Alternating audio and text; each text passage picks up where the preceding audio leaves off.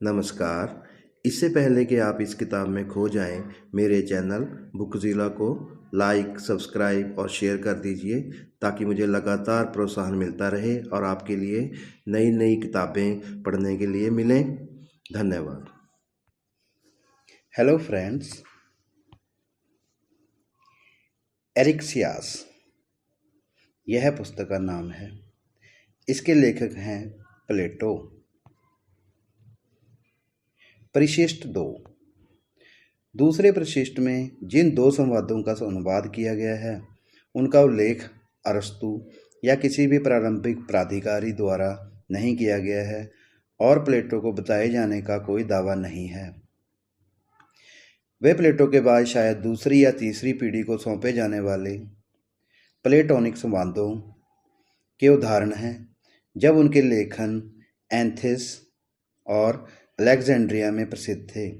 वे काफ़ी मौलिकता प्रदर्शित करते हैं और इस तरह के कई विचारों को समाहित करने के लिए उल्लेखनीय हैं, जिन्हें हम प्राचीन के बजाय आधुनिक मानते हैं और इसलिए हमारे लिए एक अजीबोगरीब रुचि है। द्वितीय अल्सीबिएड्स से पता चलता है कि प्रार्थना के बारे में कठिनाइयाँ जो ईसाई धर्मशास्त्रियों को हैरान करती हैं, प्लेटो के अनुयायियों के बीच अज्ञात नहीं थी। एरिक्सियास को पूर्वजों द्वारा स्वयं संदेह किया गया था। इन दो संवादों के अनुवाद के लिए मैं अपने मित्र और सचिव श्री नाइट का ऋणी हूँ। यह के डायलॉग, जो सेकंड अल्सीबिएड्स के नाम से जाना जाता है, प्लेटो का एक वास्तविक लेखन है जिसे किसी भी आधुनिक आलोचक द्वारा बनाए नहीं रखा जाएगा और शायद ही पूर्वजों द्वारा खुद पर विश्वास किया गया था। द्वंद्वात्मक गरीब और कमज़ोर हैं। भाषा पर कोई शक्ति नहीं है या शैली की सुंदरता नहीं है और बातचीत में एक निश्चित अचानकता और एग्रोइका है जो बहुत ही गैर प्लेटोनिक है। सबसे अच्छा मार्ग शायद कवियों के बारे में है। यह टिप्पणी के कवि, जो एक आरक्षित स्वभाव का है, को समझना असामान्य रूप से कठिन है और होमर की हास्यास्पद व्याख्या पूरी तरह से प्लेटो की भावना में है। प्रोटेग आयन की तुलना करें। अपोल पात्र खराब खींचे गए हैं। सुकरात श्रेष्ठ व्यक्ति को मानता है और बहुत अधिक उपदेश देता है, जबकि अल्सीबिएड्स मूर्ख और भारी भरकम है। संवाद के सामान्य स्वर और पदावली में स्टोइक प्रभाव के निशान हैं। तुलना करें और ऐसा लगता है कि लेखक प्लेटो के कानून से परिचित हैं। संगोष्ठी से एक घटना को अनाड़ी के रूप में से पेश किया गया है और दो कुछ हद तक हैक किए गए उदाहरण की पुनरावृत्ति होती है।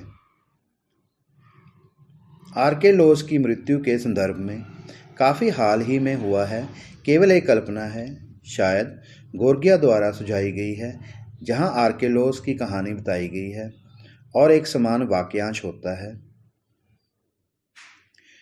टगार एक्स्थ काई प्रोटोन प्रोन गेगोनोटा तोता कैटियल। वहाँ ऐसे कई मार्ग हैं जो या तो भ्रष्ट हैं या बेहद गलत तरीके से व्यक्त किए गए हैं, लेकिन संवाद के विषय में एक आधुनिक रुचि है। परिचय। एरिक्सियास की शैली या गर्भधान की प्रशंसा में बहुत कुछ नहीं कहा जा सकता है। यह अक्सर अस्पष्ट है, एक छात्र के अभ्यास की तरह। यह प्लेटो की छोटी नकल से भरा है। सिसिली के लिए एक अभियान से लौटने वाला फैक्स ड्राफ्ट पर खेल का आंकड़ा गणराज्य से उधार लिया गया आदि। इसमें कई अंशों में परिष्कार की अंगूठी भी है। दूसरी ओर प्रोडिकस के प्रति प्रदर्शित किया जाने वाला अप्रिय व्यवहार प्लेटो की शहरियता के बिल्कुल विपरीत है। फिर भी तर्क में कुछ बिंदु ऐसे हैं जो ध्यान देने योग्य हैं। एक, वह धनी उसकी आवश्यकता या उसकी मांग पर निर्भर करता है। वह धन आधुनिक राजनीतिक अर्थव्यवस्था के महान सिद्धांतों में से एक के अमूर्त रूप में पहली प्रत्याशा है और एक प्राचीन लेखक के पास इसके लिए निकटतम दृष्टिकोण है। 2. अनंत तक जाने वाले अपने सरलतम औजारों में धन का संकल्प एक सूक्ष्म और परिष्कृत विचार है।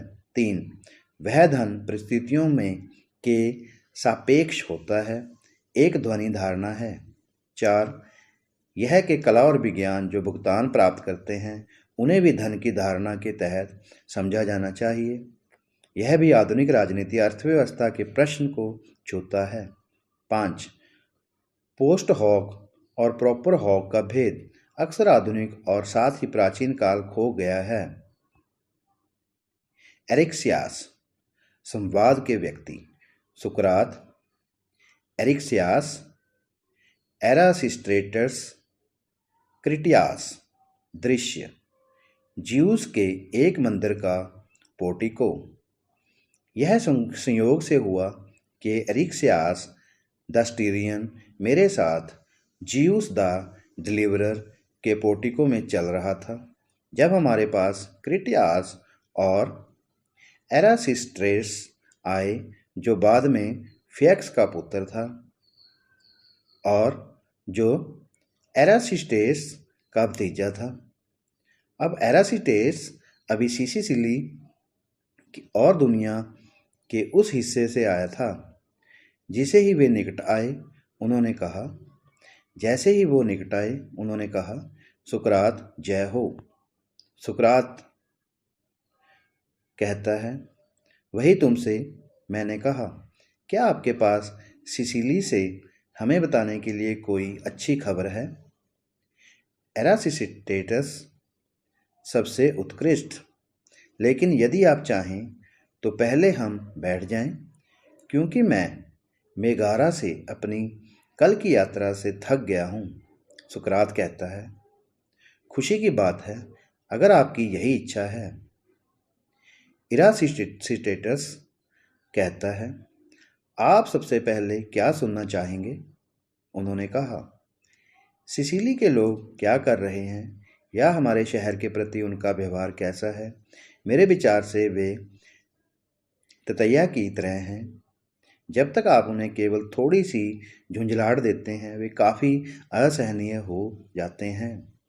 यदि आप उनमें से बेहतर प्राप्त करना चाहते हैं तो आपको उनके घोंसलों को नष्ट करना होगा। और इसी तरह सिरैक्यूसन, जब तक कि हम ईमानदारी से काम नहीं करते और एक महान अभियान के साथ उनके खिलाफ नहीं जाते, कभी भी हमारे शासन के अधीन नहीं होंगे। वर्तमान में हम जो छोटी छोटी चोटें देते हैं वे उन्हें इतना परेशान करती हैं कि उन्हें पूरी तरह से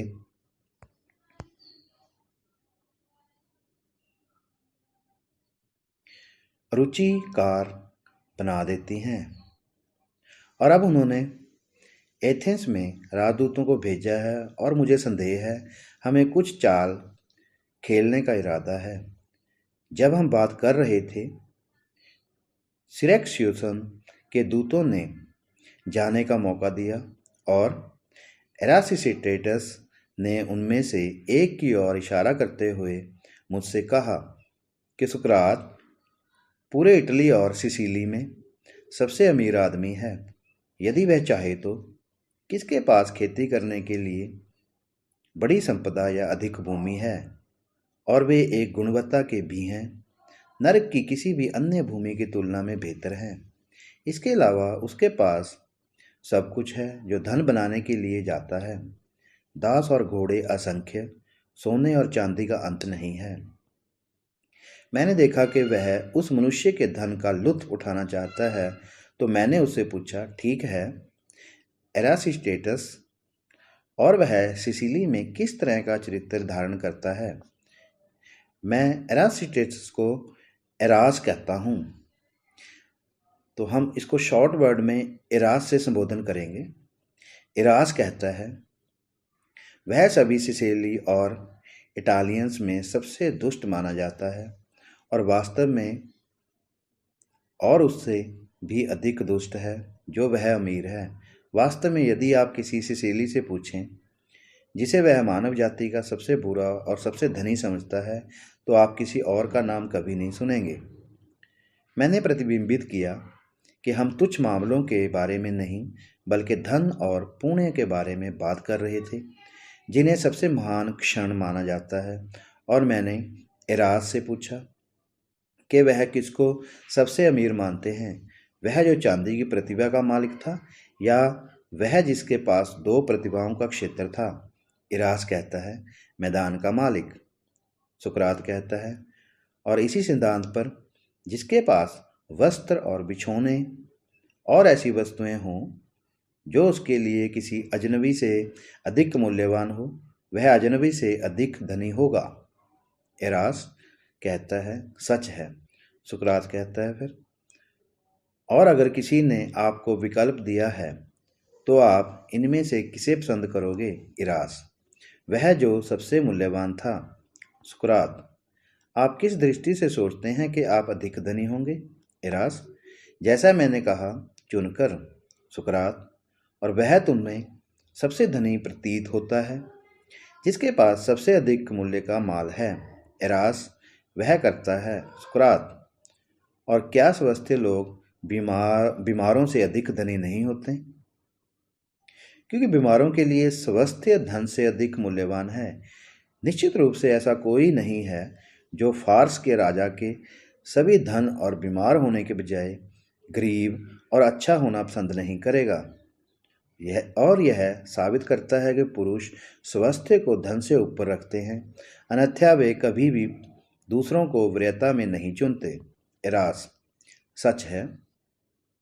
सुकरात, और यदि कोई वस्तु स्वास्थ्य से अधिक मूल्यवान प्रतीत होती है तो वह सबसे धनी व्यक्ति होगा जिसके पास वह होगा। एरास, वह करेगा।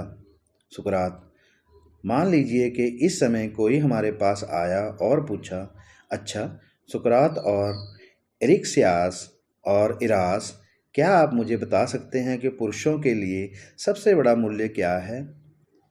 क्या यह वह नहीं है जिसके कब्जे से एक आदमी को यह सलाह देने में मदद मिलेगी कि अपने और अपने दोस्त के मामलों को कैसे प्रशासित किया जाना चाहिए? हमारा जवाब क्या होगा? इरास, सुकरात, मुझे कहना चाहिए कि खुशी मानव संपत्ति में सबसे कीमती थी। सक्रेटिस, बुरा जवाब नहीं, लेकिन क्या हम उन पुरुषों को सबसे ज़्यादा खुश नहीं मानते हैं जो सबसे ज़्यादा समृद्ध हैं? इरास, यह मेरी राय है। सुकरात, और क्या वे सबसे समृद्ध नहीं हैं जो अपने या अन्य पुरुषों के संबंध में सबसे कम गलतियां करते हैं? इरास, निश्चित रूप से। सुकरात, और वे जो जानते हैं कि क्या बुरा है और क्या अच्छा है, क्या किया जाना चाहिए और क्या पूर्ववत छोड़ दिया जाना चाहिए, यह सबसे बुद्धिमानी से व्यवहार करते हैं और सबसे कम गलतियां करते हैं। इरास इस पर सहमत हुए। सुकरात, तो सबसे बुद्धिमान और जो सबसे अच्छा करते हैं और सबसे भाग्यशाली और सबसे अमीर सभी एक ही प्रतीक होते हैं। अगर ज्ञान वास्तव में हमारी संपत्ति का सबसे मूल्यवान है। हाँ, एरिक्सियास ने हस्तक्षेप करते हुए कहा, लेकिन इसका क्या उपयोग होगा यदि किसी व्यक्ति के पास नेत्र की बुद्धि हो और वह जीवन, भोजन और पेय और कपड़ों और इसी तरह की आवश्यक चीज़ें चाहता है, तब बुद्धि का लाभ कहाँ होगा? या वह सबसे अमीर आदमी कैसे हो सकता है जिसे भीख मांगने जाना पड़ सकता है क्योंकि उसके पास रहने के लिए साधन नहीं था? मैंने सोचा था कि एरिक्सियास जो कह रहा था उसका कुछ वजन था, और मैंने उत्तर दिया, क्या बुद्धिमान व्यक्ति वास्तव में इस तरह से पीड़ित होगा? अगर वह इतना खराब प्रदान किया गया हो, यदि उसके पास पोल्यूशन का घर होता और वह घर सोने चांदी से भरा होता, तो उसे कुछ घटी नहीं होती। एरिक्सियास, हाँ, क्योंकि तब वह अपनी संपत्ति को बेचकर उसकी आवश्यकता को प्राप्त कर सकता है। वह उसे उन रुपयों के लिथे बेच सकता है जिससे वह अपनी आवश्यकता पूरी कर सकता है और पल भर में बहुत मोल ले सकता है। सुकरात: सच है, अगर वह किसी ऐसे व्यक्ति को ढूंढ सकता है जो नेस्टर की बुद्धि के लिए ऐसे घर को पसंद करता हो, लेकिन अगर ऐसे लोग हैं जो नेस्टर की तरह ज्ञान और इससे होने वाले लाभों के लिए महान भंडार स्थापित करते हैं, तो इन्हें बेचने के लिए अगर वह इतने निपटाए गए थे तब भी आसान होगा। यह एक घर सबसे उपयोगी और आवश्यक संपत्ति है, और क्या वह जीवन के आराम में एक छोटी सी झोंपड़ी में रहने के बजाय पॉलिटियन जैसी हवेली के लिए एक बड़ा फर्क पड़ता है, जबकि ज्ञान छोटे काम का है और इसका कोई महत्व नहीं है। मनुष्य बुद्धिमान है या अज्ञानी उच्चतम मामलों के बारे में, या ज्ञान पुरुषों से तिरस्कृत है और कोई खरीदार नहीं मिल सकता है। हालांकि सरू की लकड़ी और पेंटेलिकस के संगमरमर को कई खरीदारों द्वारा उत्सुकता से खरीदा जाता है। निश्चय ही विवेकपूर्ण पायलट या कुशल चिकित्सक या किसी भी प्रकार का कलाकार जो अपनी कला में पारंगत है, उन चीज़ों से अधिक मूल्यवान है जो विशेष रूप से धन के बीच गिने जाते हैं, और जो अपने और दूसरों के लिए अच्छी और विवेकपूर्ण सलाह दे सकता है। वह अपनी कला के उत्पाद को बेचने में भी सक्षम है यदि वह चाहे तो।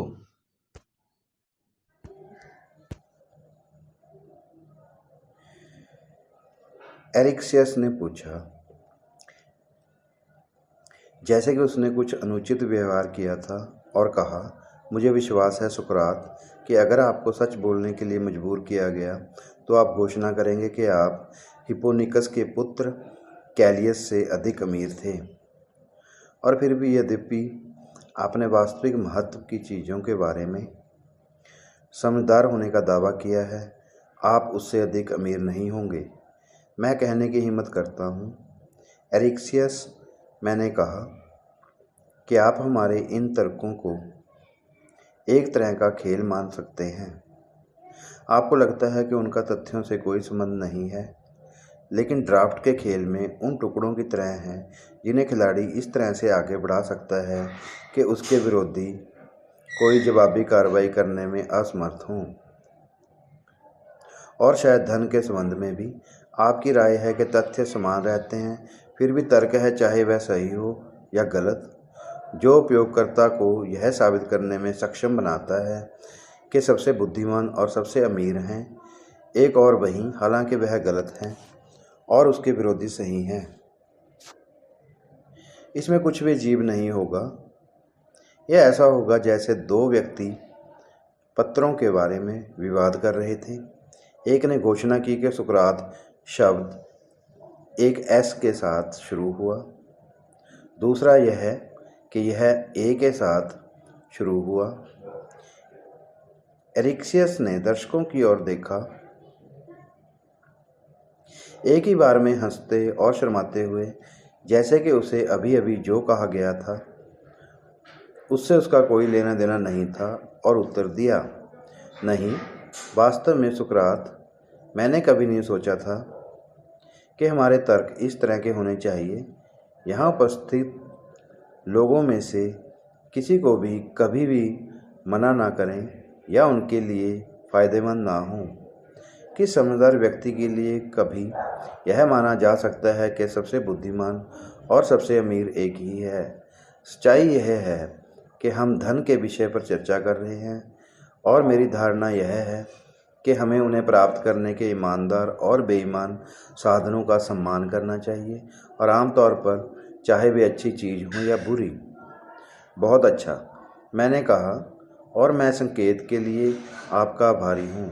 भविष्य में हम और अधिक सावधान रहेंगे, लेकिन आप खुद क्यों नहीं, जैसा कि आपने तर्क पेश किया, और यह नहीं सोचते कि पिछली चर्चा ने मुद्दे को छुआ है, हमें बताएं कि क्या आप धन को अच्छा या बुरा मानते हैं। मेरी राय है, उन्होंने कहा, कि वे एक अच्छे हैं। वे कुछ और जोड़ने वाला था जब क्रिटियास ने उसे बाधित किया। क्या तुम सच में ऐसा मानते हो एरिक्सियस? निश्चित रूप से, एरिक्सियस ने उत्तर दिया। अगर मैंने नहीं किया तो मुझे पागल होना चाहिए, और मुझे नहीं लगता कि आप किसी और को विपरीत राय के लिए पाएंगे। और मुझे क्रिटियास को प्रत्युत्तर देते हुए कहना चाहिए कि ऐसा कोई नहीं है जिसे मैं यह मानने के लिए मजबूर नहीं कर सकता कि कुछ वर्षों के लिए धन बुरा है। लेकिन निश्चित रूप से अगर वे अच्छे थे तो वे किसी के लिए बुरे नहीं दिख सकते थे। यहाँ मैंने उनसे बात की और उनसे कहा, यदि आप दोनों के बीच समानता के बारे में बहस हो रही थी और सवारी करने का सबसे अच्छा तरीका क्या था, यह मानते हुए कि मैं खुद कला जानता था, मुझे आपको एक समझौते पर लाने की कोशिश करनी चाहिए, क्योंकि यदि मैं उपस्थित होता तो मुझे लज्जित होना पड़ता और जो कुछ मैं कर सकता था वह नहीं करता, जिससे तेरे मतभेद दूर हों। और मुझे भी ऐसा ही करना चाहिए यदि आप किसी अन्य कला के बारे में झगड़ रहे थे और संभावना थी कि जब तक कि आप विवाद के बिंदु पर सहमत ना हों, दोस्तों के बजाय दुश्मन के रूप में भाग लेने के लिए। लेकिन अब जब हम किसी ऐसी चीज़ के बारे में बहस कर रहे हैं जिसकी उपयोगिता जीवन भर बनी रहती है और इससे बहुत फर्क पड़ता है कि हम इसे लाभकारी माने या नहीं, एक ऐसी चीज़ भी जिसे सर्वोच्च माना जाता है, हेलेंस द्वारा महत्व। माता पिता के लिए जैसे ही उनके बच्चे होते हैं, जैसा कि वे सोचते हैं, विवेक के वर्षों में आते हैं, उनसे यह विचार करने के लिए आग्रह करें कि धन कैसे अर्जित किया जा सकता है, क्योंकि धन के द्वारा एक व्यक्ति के मूल्य का न्याय किया जाता है। जब मैं कहता हूँ हम इस प्रकार गंभीर हैं और आप जो सहमत हैं अन्य मामलों में, ऐसे क्षण के मामले के बारे में विवाद में पड़ना, अर्थात धन के बारे में, और ना केवल यह काला या सफ़ेद, हल्का या भारी है, लेकिन चाहे वह अच्छा हो या बुरा, जिससे हालांकि अब आप हैं सबसे प्रिय मित्रों और नातेदारों, सबसे कटु घृणा आपके बीच उत्पन्न हो सकती है। मुझे अपनी शक्ति के अनुसार आपके विवाद को रोकना चाहिए। यदि मैं कर सकता तो मैं तुम्हें सच बताता और इस प्रकार विवाद को समाप्त कर देता, परंतु जब मैं यह नहीं कर सकता और तुम में से प्रत्येक यह समझता है कि तुम एक दूसरे से समझौता कर सकते हो, तो जहाँ तक मेरी सामर्थ्य मानती है मैं तैयार हूँ प्रश्न को हल करने में आपकी मदद करने के लिए। कृपया हमें उन सिद्धांतों को स्वीकार करने का प्रयास करें जिनका आप समय मनोरंजन करते हैं। क्रिटियास, मुझे तर्क का पालन करना चाहिए, और एरिक्सियस से पूछूंगा कि क्या वह सोचता है कि न्यायी और अन्यायी पुरुष हैं।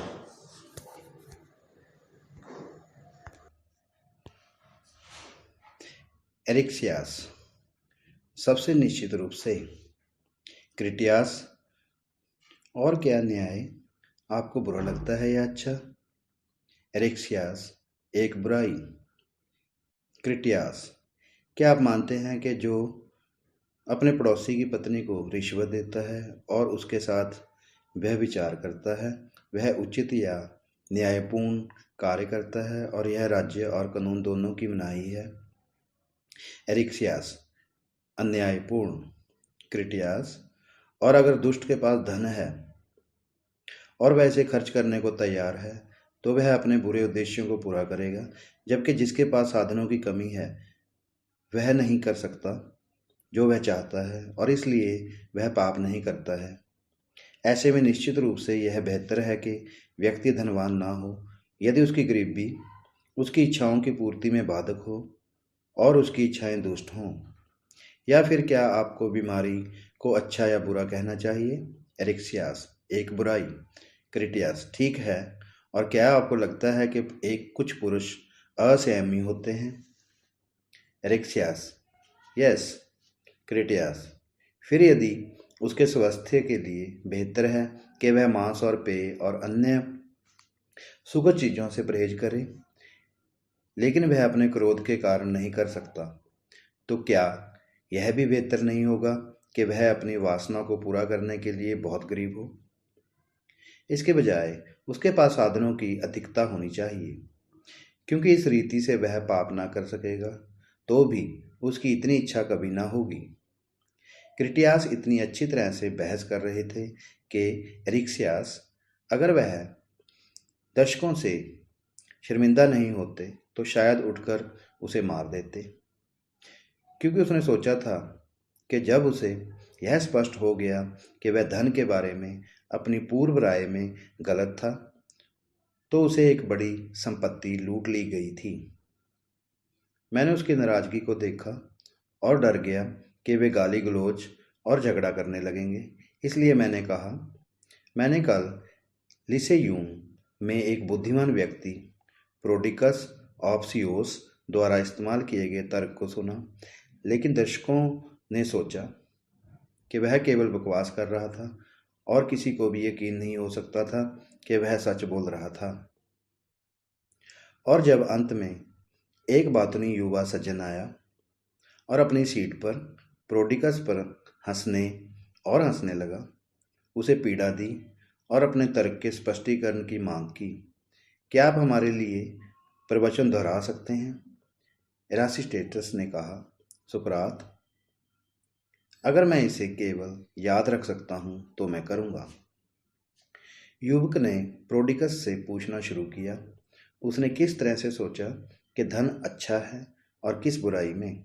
प्रोडिकस ने उत्तर दिया, जैसा आपने अभी कहा कि वे अच्छे लोगों के लिए अच्छे थे और जो जानते थे कि उन्हें किस तरह से नियोजित किया जाना चाहिए, जबकि बुरे और अज्ञानी के लिए वे एक बुराई थे।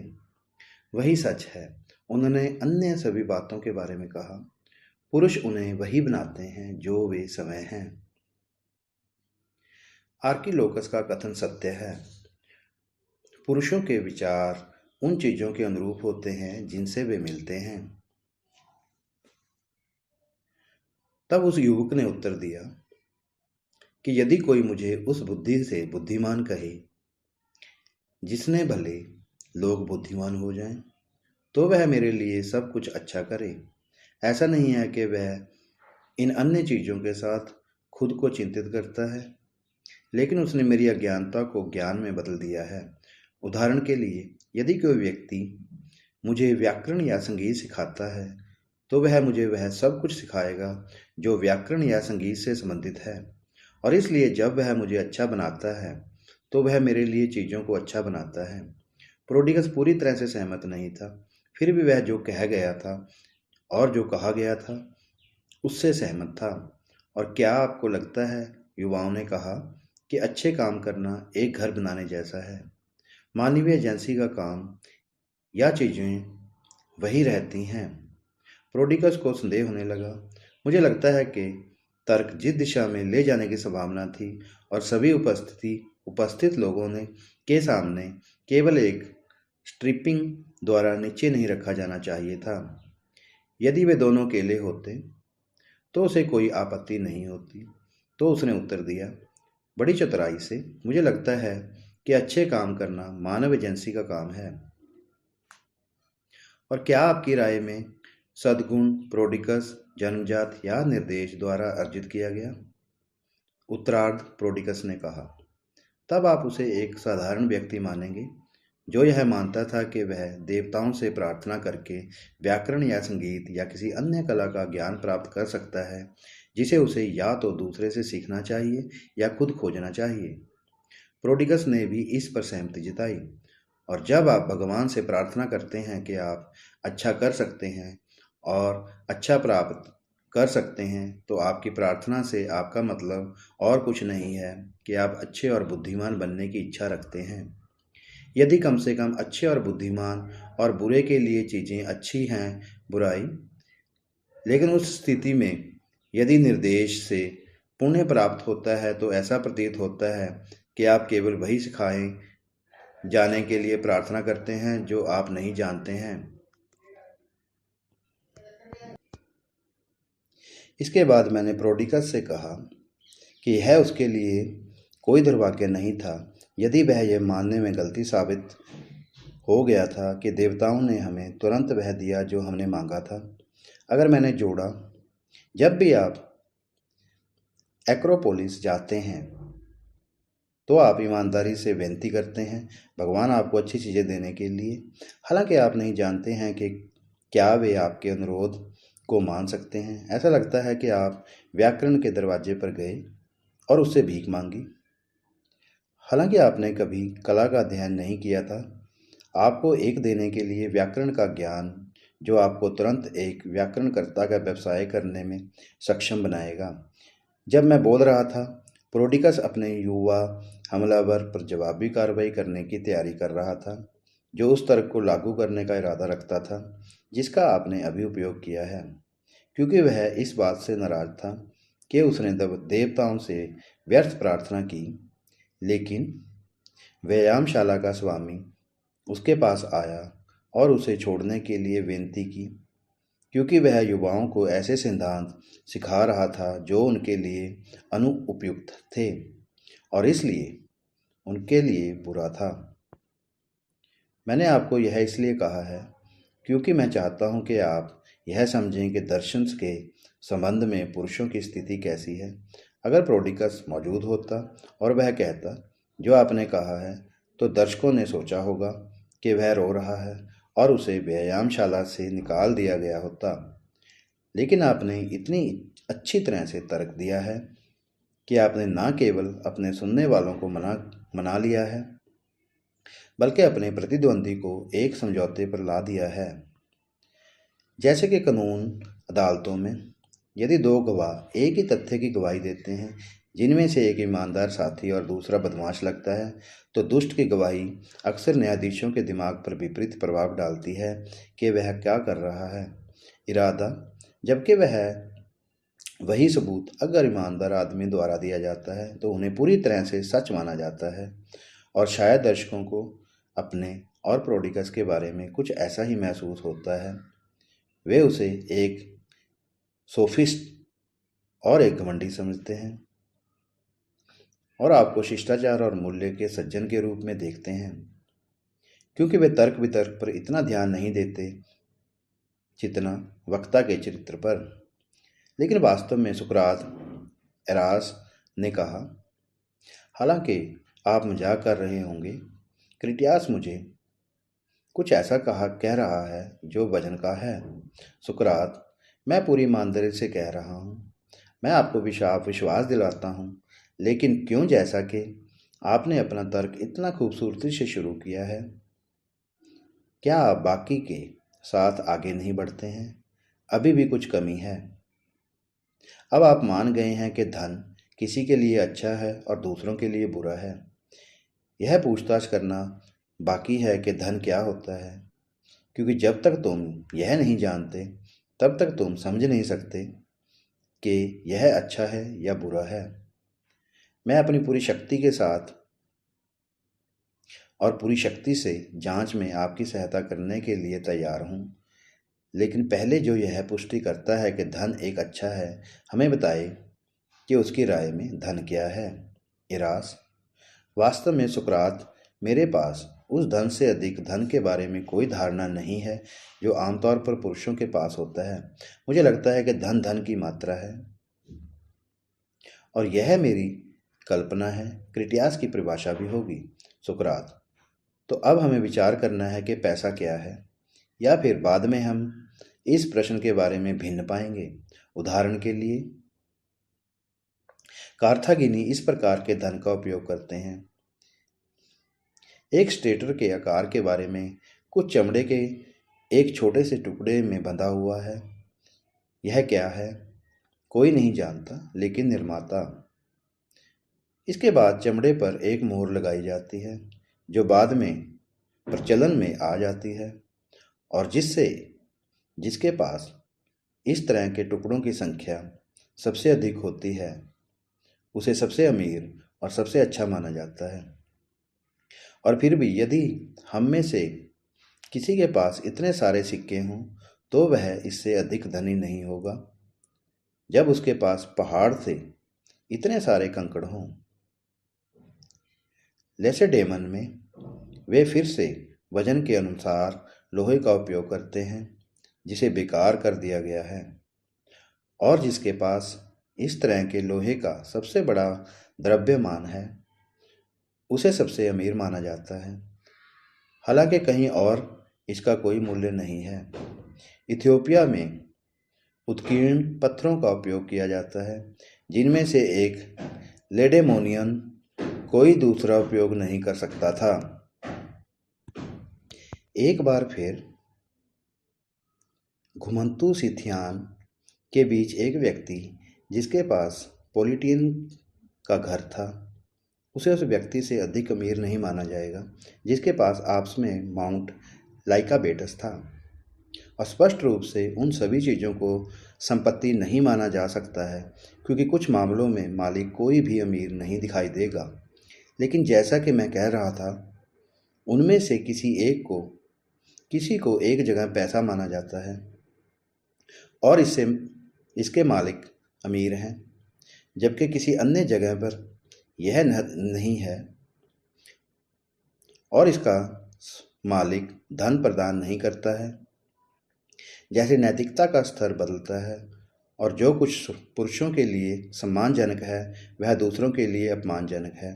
और यदि हम यह जानना चाहें कि घर हमारे लिए मूल्यवान क्यों है परंतु साथियों के लिए नहीं, इरास, वह निश्चित रूप से मुझे ऐसा नहीं दिखाई देगा, सुकरात। लेकिन अगर उसके पास किसी कीमती पत्थर का वजन 1000 प्रतिभा है तो हमें कहना चाहिए कि वह बहुत अमीर था, इरास। बेशक, सोक्रेटिस, इसका कारण यह है कि एक बेकार है और दूसरा उपयोगी है, इरास।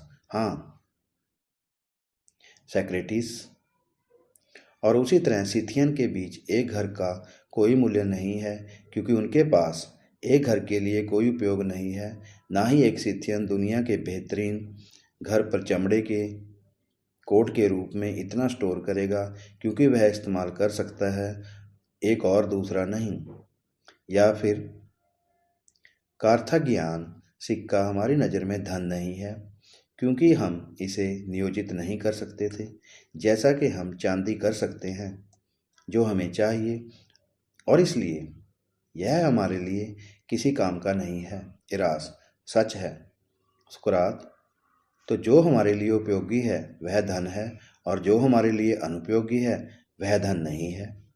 लेकिन तुम्हारा क्या मतलब है, सुकरात? एरिक्सियास ने कहा। बीच में, क्या हम अपने संभोग में एक दूसरे के साथ भाषण और हिंसा और अन्य विभिन्न चीज़ों को नियोजित नहीं करते हैं? ये उपयोगी हैं और फिर भी ये धन नहीं है, सुकरात। स्पष्ट रूप से हमने अभी तक इस प्रश्न का उत्तर नहीं दिया है कि धन क्या है। वह धन उपयोगी होना चाहिए। धन होने के लिए हर कोई इतना मानता है, लेकिन क्या खास चीज़ है दौलत अगर सभी चीज़ें नहीं हैं? आइए हम तर्क को दूसरे तरीके से आगे बढ़ाएं और तब हम शायद वह पा सकते हैं जो हम खोज रहे हैं। धन का क्या उपयोग है और किस उद्देश्य के लिए धन के आधिपत्य का आविष्कार किया गया है? इस अर्थ में मेरा मतलब है जिसमें रोग के इलाज के लिए दवाओं की खोज की गई है। शायद इस तरह हम इस प्रश्न पर कुछ प्रकाश डाल सकते हैं। यह स्पष्ट प्रतीत होता है कि जो कुछ भी धन का गठन करता है वह उपयोगी होना चाहिए, और धन उपयोगी चीज़ों का एक वर्ग है। और अब हमें पूछताछ करनी है, उन उपयोगी चीज़ों का क्या उपयोग है जो धन का निर्माण करती हैं। सभी चीज़ों के लिए शायद उपयोगी कहा जा सकता है जिसे हम उत्पादन में उपयोग करते हैं। जैसे कि जिन चीज़ों में जीवन है वे जानवर हैं, लेकिन एक विशेष प्रकार का जानवर है जिसे हम मनुष्य कहते हैं।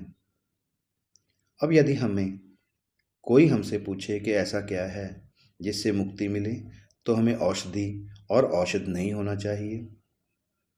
तो हम उत्तर दे सकते हैं कि यदि हमारे शरीर से रोग ना हो तो ऐसा ही होगा। उनके पास बिल्कुल आया या उनके प्रकट होते ही फिर से चला गया, और इसलिए हम यह निष्कर्ष निकाल सकते हैं कि चिकित्सा वह विज्ञान है जो रोग से छुटकारा पाने के लिए उपयोगी है। लेकिन अगर हमसे आगे पूछा जाए कि वो क्या है जिससे अगर हम आज़ाद होते हमें धन की कोई आवश्यकता नहीं होनी चाहिए, क्या हम उत्तर दे सकते हैं? यदि हमारे पास कोई नहीं है तो मान लीजिए कि हम इस प्रश्न को इस प्रकार दोहराते हैं। यदि कोई व्यक्ति बिना भोजन या पेय के रह सकता है और फिर भी उसे ना तो भूख और ना ही प्यास लगती है, तो क्या उसे अपनी ज़रूरतों को पूरा करने के लिए ना तो धन की आवश्यकता होगी और ना ही कुछ और? एरिक्सियास, वह नहीं करेगा। सोक्रेटिस, और क्या यह अन्य मामलों में लागू नहीं होता है? यदि हम शरीर की सेवा के लिए नहीं चाहते थे, जिनकी अब हमें आवश्यकता है, और गर्मी और ठंड और अन्य शारीरिक संवेदनाएं हमें समझ में नहीं आती हैं, तो इस तथाकथित धन का कोई उपयोग नहीं होगा। यदि कोई नहीं है, अर्थात उन चीज़ों के लिए कोई आवश्यकता थी जो अब हमें धन की कामना करती है, ताकि हम अपनी विभिन्न आवश्यकताओं के संबंध में शरीर की इच्छाओं और ज़रूरतों को पूरा कर सकें, और इसलिए यदि धन का होना हमारी शारीरिक आवश्यकताओं की पूर्ति करने में उपयोगी है और शारीरिक आवश्यकताएं हमारे लिए अज्ञात थी, तो हमें धन की आवश्यकता नहीं होनी चाहिए, और संभवतः धन जैसी कोई चीज़ नहीं होती। एरिक्सियास, स्पष्ट रूप से नहीं। सुकरात, तब हमारा निष्कर्ष यह है कि जैसा कि प्रतीत होता है कि धन इस प्रयोजन के लिए उपयोगी है। एरिक्सियास ने एक बार फिर अपनी सहमति दी, लेकिन छोटे तर्क ने उन्हें काफ़ी परेशान किया। सुकरात, और एक अन्य प्रश्न के बारे में आपकी क्या राय है? क्या आप कहेंगे कि एक ही चीज़ एक समय में उपयोगी हो सकती है और दूसरी बार एक ही परिणाम के उत्पादन के लिए अनुपयोगी? एरिक्सियास, मैं इसे अधिक नहीं कह सकता। यदि हमें समान परिणाम उत्पन्न करने के लिए एक ही चीज़ की आवश्यकता होती है, तो यह मुझे उपयोगी प्रतीत होता है, नहीं तो नहीं। सुकरात, तो आग की सहायता के बिना अगर हम पित्तल की मूर्ति बना सकते हैं, तो हमें उस उद्देश्य के लिए आग नहीं लगानी चाहिए, और यदि हम ना चाहते तो यह हमारे लिए व्यर्थ होता। और तर्क अन्य मामलों के में समान रूप से लागू होता है। एरिक्सियास, स्पष्ट रूप से। सुकरात, और इसलिए जो परिस्थितियाँ किसी वस्तु के अस्तित्व के लिए आवश्यक नहीं हैं, वे उसके उत्पादन के लिए उपयोगी नहीं हैं। एरिक्सियास, बिल्कुल नहीं। सुकरात, और यदि बिना सोना चांदी या कोई अन्य वस्तु जो हम सीधे शरीर के लिए उपयोग नहीं करते हैं, जैसे हम खाने पीने और बिस्तर और घरों में करते हैं, यदि इनके बिना हम शरीर की ज़रूरतों को पूरा कर सकते हैं, तो वे होंगे। उस उद्देश्य के लिए हमारे लिए कोई उपयोग नहीं है। एरिक्सियास, वे नहीं करेंगे। सुकरात, उन्हें अब धन नहीं माना जाएगा, क्योंकि वे बेकार हैं, जबकि वह धन होगा जो हमें वह प्राप्त करने में सक्षम बनाता है जो हमारे लिए उपयोगी था। एरिक्सियास, हे सुकरात, आप मुझे कभी भी यह नहीं समझा पाएंगे कि सोना और चांदी और इस तरह की चीज़ें धन नहीं है, लेकिन मेरा बहुत दृढ़ मत है कि जो चीज़ें हमारे लिए बेकार हैं वे धन नहीं हैं, और यह कि जो धन इस उद्देश्य के लिए उपयोगी है वह सबसे बड़ा उपयोग है। ऐसा नहीं है कि ये चीज़ें जीवन के लिए उपयोगी नहीं हैं, अगर इनके द्वारा हम धन अर्जित कर सकते हैं। सुकरात, और आप दूसरे प्रश्न का उत्तर कैसे देंगे? क्या ऐसे व्यक्ति नहीं हैं जो वेतन के लिए संगीत और व्याकरण और अन्य कलाएं पढ़ाते हैं और इस तरह उन चीज़ों की खरीद करते हैं जिनकी उन्हें ज़रूरत होती है? एरिक्सियास, वहाँ है। सुकरात, और यह लोग जिस कला का दावा करते हैं, जिनके द्वारा और उनके बदले में जीवन की आवश्यकताओं को प्राप्त करते हैं, और जैसे हम सोने और चांदी के माध्यम से प्राप्त करते हैं। एरिक्सियास, सच है। सुकरात, तो यदि वे इस माध्यम से जीवन के उद्देश्य के लिए जो चाहते हैं उसे प्राप्त करें,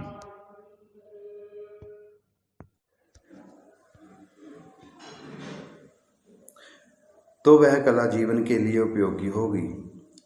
क्या हम यह नहीं कहते कि चांदी उपयोगी है, क्योंकि यह हमें अपनी शारीरिक आवश्यकताओं की पूर्ति करने में समर्थ बनाती है?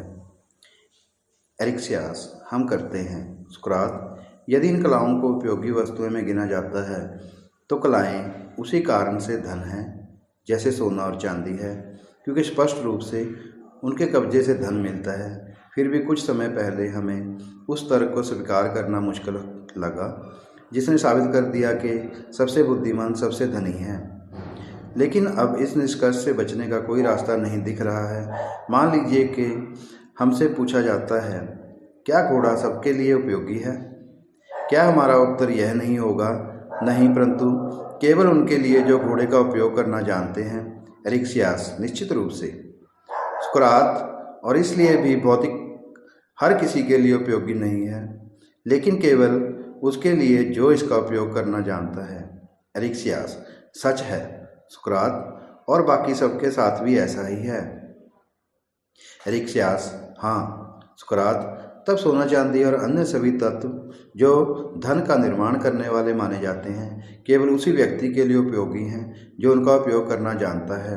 एरिक्सियास, बिल्कुल सुकरात, और क्या हम पहले यह नहीं कह रहे थे कि यह एक अच्छे आदमी और एक सज्जन का काम है कि यह जाने कि किसी चीज़ का इस्तेमाल कहाँ और कैसे किया जाना चाहिए? एरिक्सियास, हाँ साक्रेटिस, अच्छे और सज्जन, इसलिए इन चीज़ों से अकेले ही लाभ होगा, यह मानते हुए कि कम से कम वे उनका उपयोग करना जानते हैं। लेकिन यदि ऐसा है तो उन्हें केवल वे ही धन प्राप्त प्रतीत होंगे।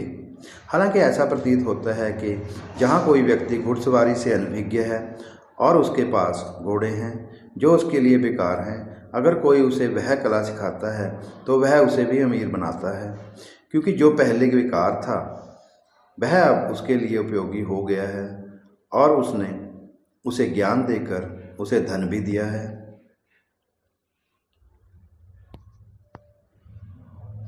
एरिक्सियास, ऐसा नहीं है सुकरात, फिर भी मैं शपथ लेने की हिम्मत करता हूँ कि क्रिटिया इस तर्क से विचलित नहीं होंगे। क्रिटियास, नहीं, स्वर्ग से अगर मैं होता तो मुझे पागल होना चाहिए, लेकिन आप उस तर्क को समाप्त क्यों नहीं करते जो यह साबित करता है कि सोना चांदी और अन्य चीज़ें जो धन प्रतीत होती हैं वास्तविक धन नहीं हैं? क्योंकि जो प्रवचन तुम अभी कर रहे हो उन्हें सुनकर मुझे बहुत प्रसन्नता हुई है।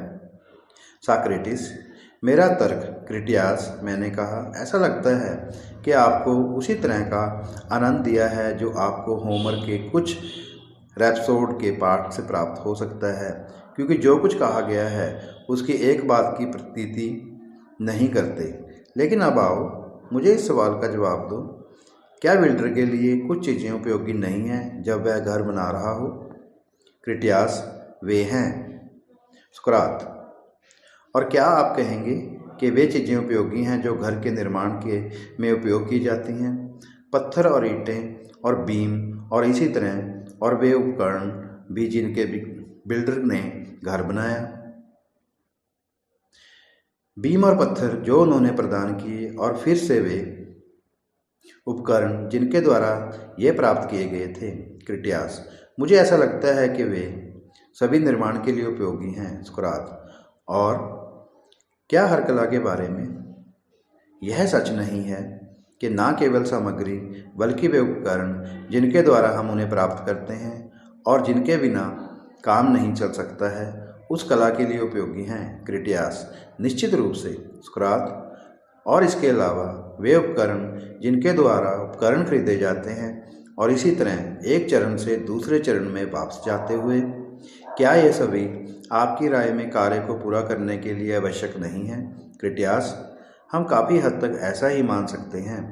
सुकरात, और यदि किसी व्यक्ति के पास खाने पीने और कपड़े और शरीर के लिए उपयोगी अन्य चीज़ें हैं तो क्या उसे सोने या चांदी या किसी अन्य साधन की आवश्यकता होगी जिससे वह प्राप्त कर सके जो उसके पास अभी है? क्रिटियास, मुझे ऐसा नहीं लगता। सुकरात, तब तुम समझते हो कि मनुष्य शरीर के उपयोग के लिए इनमें से कोई भी वस्तु कभी नहीं चाहता? क्रिटियास, निश्चित रूप से नहीं। सुकरात, और यदि वे इस प्रयोजन के लिए अनुपयोगी प्रतीत होते हैं तो क्या उन्हें हमेशा अनुपयोगी नहीं दिखाना चाहिए या उन्हें अनुपयोगी नहीं दिखना चाहिए? क्योंकि हमने पहले ही यह सिद्धांत निर्धारित कर दिया है कि चीज़ें एक समय में उपयोगी नहीं हो सकती हैं और दूसरी बार एक ही प्रक्रिया में नहीं। क्रिटियास, लेकिन इस संबंध में आपका और मेरा तर्क एक ही है, क्योंकि आप मानते हैं कि यदि वे एक निश्चित अंत तक उपयोगी हैं तो वे कभी बेकार नहीं हो सकते। जबकि मैं कहता हूँ कि कुछ परिणामों को पूरा करने के लिए बुरी चीज़ों की ज़रूरत होती है और दूसरों के लिए अच्छी। सुकरात: लेकिन क्या किसी बुरी चीज़ का इस्तेमाल किसी अच्छे मकसद को पूरा करने के लिए किया जा सकता है? क्रिटियास: मुझे नहीं करना चाहिए। सुकरात: और हम उन कार्यों को अच्छा कहते हैं जो मनुष्य पुण्य के लिए करता है। क्रिटियास: हाँ। सुकरात: लेकिन क्या कोई व्यक्ति किसी भी तरह के ज्ञान को सीख सकता है जो मुंह के शब्द से दिया जाता है, अगर वह पूरी तरह से सुनने की भावना से वंचित है? क्रिटियास: निश्चित रूप से नहीं, मुझे लगता है। सुकरात: और क्या श्रवण सद्गुण के लिए उपयोगी नहीं होगा? यदि श्रवण से सद्गुण सिखाया जाता है और हमेशा उपदेश देने में श्रवण की भावना का उपयोग करते हैं। क्रिटियास: हाँ। सुकरात: और चूंकि औषधि रोगी को रोग से मुक्त कर देती है, वह कला भी कभी कभी सद्गुणों की प्राप्ति में उपयोगी प्रतीत हो सकती है। उदाहरण के लिए, जब औषधि की सहायता से श्रवण प्राप्त किया जाता है। क्रिटियास: बहुत संभावना है। सुकरात: लेकिन अगर हम फिर से धन से औषधि की सहायता प्राप्त करते हैं तो क्या हम धन को पुण्य के लिए उपयोगी नहीं मानेंगे? क्रिटियास: सच। सुकरात: और वे साधन भी जिनसे धन अर्जित किया जाता है? क्रिटियास: निश्चित रूप से।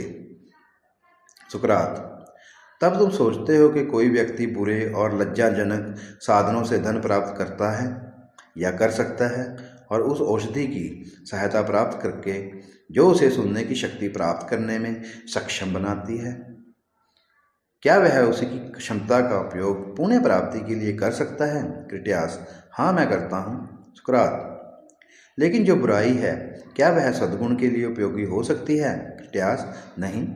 सुकरात: इसलिए यह आवश्यकता नहीं है कि जिस साधन से हम किसी वस्तु के लिए उपयोगी वस्तु प्राप्त करते हैं वह हमेशा उसी वस्तु के लिए उपयोगी हो, क्योंकि ऐसा लगता है कि बुरे कार्य कभी कभी अच्छे उद्देश्यों की पूर्ति कर सकते हैं।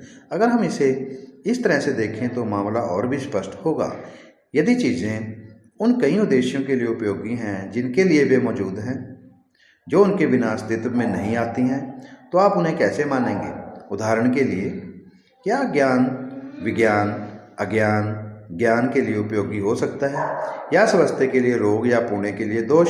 क्रिटियास: कभी नहीं। सुकरात: और फिर भी हम पहले ही सहमत हो चुके हैं, क्या हम नहीं हैं, कि वहाँ कोई ज्ञान नहीं हो सकता जहाँ पहले अज्ञान नहीं था, ना ही स्वास्थ्य जहाँ रोग नहीं था, ना ही पुण्य जहाँ दोष नहीं था। क्रिटियास: मुझे लगता है कि हमारे पास है।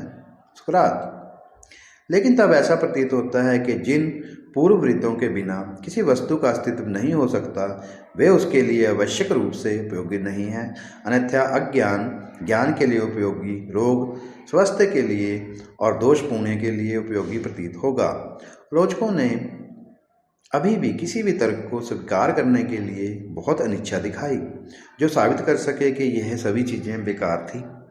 मैंने देखा कि उसे मानना उतना ही कठिन है जितना कहावत के अनुसार एक पत्थर उबालना है। इसलिए मैंने कहा, चलो चर्चा को अलविदा करते हैं, क्योंकि हम सहमत नहीं हो सकते कि क्या ये चीज़ें उपयोगी हैं और धन का हिस्सा है या नहीं। लेकिन हम दूसरे प्रश्न के बारे में क्या कहें? सबसे खुश और बेहतर आदमी कौन सा है, जिसे शरीर और आहार के लिए सबसे अधिक मात्रा में आवश्यकता होती है, या जिसे केवल सबसे कम और कम की आवश्यकता होती है?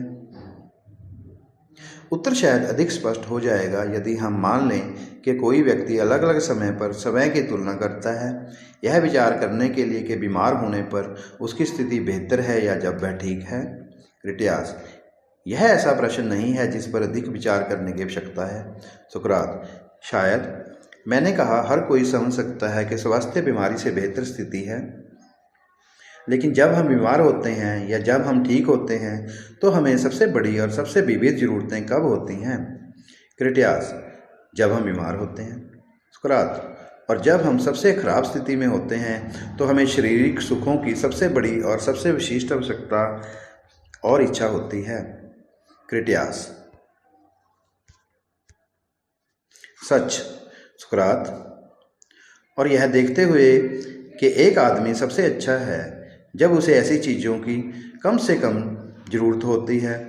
क्या यही तर्क किन्हीं दो व्यक्तियों के मामले में लागू नहीं होता है, जिनमें से एक के पास कई और महान इच्छाएं हैं और अन्य कुछ और संतुलित?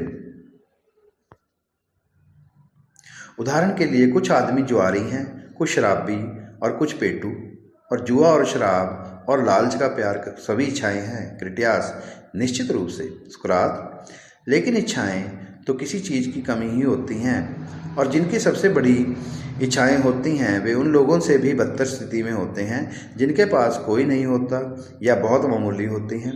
क्रिटियास निश्चित रूप से मैं मानता हूँ कि जिनकी ऐसी चाहत होती है वे बुरे होते हैं, और यह कि उनकी चाह जितनी होती है बड़ी होती है वे उतने ही बुरे होते हैं। सुकरात और क्या हम सोचते हैं कि यह संभव है कि कोई वस्तु किसी उद्देश्य के लिए उपयोगी हो जब तक कि हमें उस उद्देश्य के लिए उसकी आवश्यकता ना हो?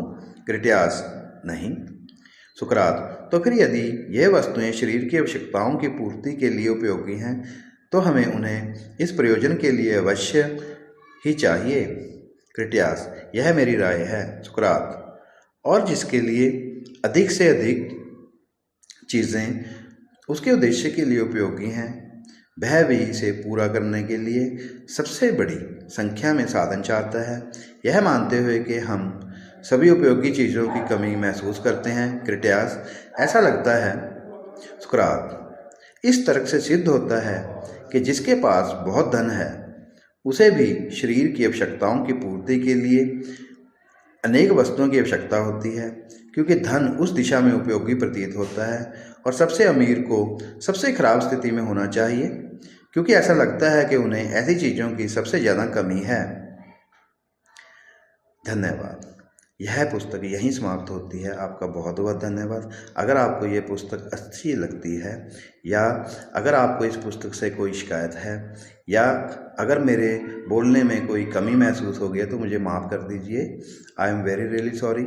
यह पुस्तक काफ़ी जटिल है और थोड़ी समझने में मुश्किल है, इसलिए मैं क्षमा चाहता हूँ। आपका बहुत बहुत धन्यवाद। और हाँ, मेरे चैनल को सब्सक्राइब करने के लिए बहुत बहुत धन्यवाद। इससे मुझे बहुत प्रेरणा मिली है और मैं हफ्ते में कम से कम कोशिश करूँगा कि आपके लिए एक बुक ज़रूर पब्लिश करूँ। धन्यवाद।